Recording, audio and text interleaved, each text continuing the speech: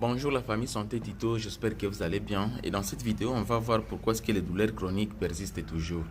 Les douleurs chroniques sont différentes des douleurs aiguës. Les douleurs chroniques, ce sont des douleurs qui prennent plus de temps pour se stopper. Ça peut prendre même 2 mois, 2 ou 3 mois. Il y a toujours des douleurs. Tandis que les douleurs aiguës, ce sont des douleurs qui prennent quelques jours à quelques semaines et ça suffit. Alors, les douleurs chroniques persistent toujours parce qu'il y a plusieurs facteurs qui entrent en jeu pendant ce moment-là. Il y a des facteurs qui sont neurologiques, il y a des facteurs qui sont psychologiques, il y a des facteurs qui sont biologiques, mais il y a aussi des facteurs de prise en charge aussi. Maintenant, dans cette vidéo, on va essayer un peu d'aborder ces 4 facteurs et voir pourquoi est-ce que ces 4 facteurs poussent toujours à ce que la douleur chronique puisse durer pendant plus de temps.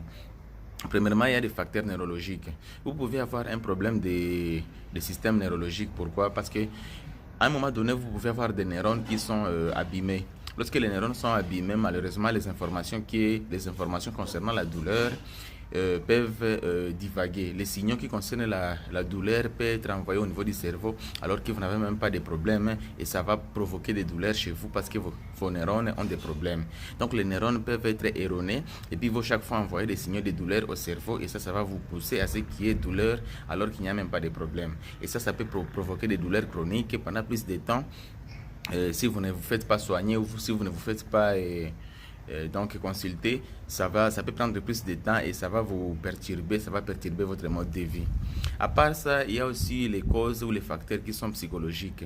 Il y a le stress, l'anxiété, la dépression. Ce sont des états dans lesquels une personne se trouve, se convainc, une personne arrive à se persuader lui-même que la vie est dure, la vie est douleur, et dans votre psychologie, vous mettez cette douleur et puis ça continue comme ça. Même si vous n'avez même pas de blessures, vous n'avez même pas des inflammations, ces problèmes-là, le fait que vous vous êtes déjà mis dans des états de stress, d'anxiété ou de dépression, ça va vous pousser à voir la vie toujours comme douleur et ça va vous pousser à rester dans la douleur pendant plusieurs mois sans que vous puissiez même savoir quel est le vrai problème.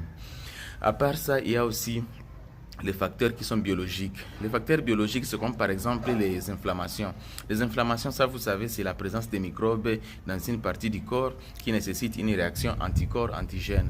Et pendant ces moments-là, la douleur est normale parce que le corps est en train de se battre contre des corps étrangers et en activant ces anticorps, mais aussi l'antigène aussi va aussi résister. Et pendant cet état-là d'inflammation, il y aura des problèmes qui vont provoquer, il y aura des signaux donc, il y a des signaux neuronaux qui vont aller au niveau du cerveau et montrer qu'il y a inflammation et qu'il faut répliquer s'il y a des tissus ou des cellules qui sont mortes. Tout ça, ça va provoquer des douleurs et ça peut prendre plus de temps si l'inflammation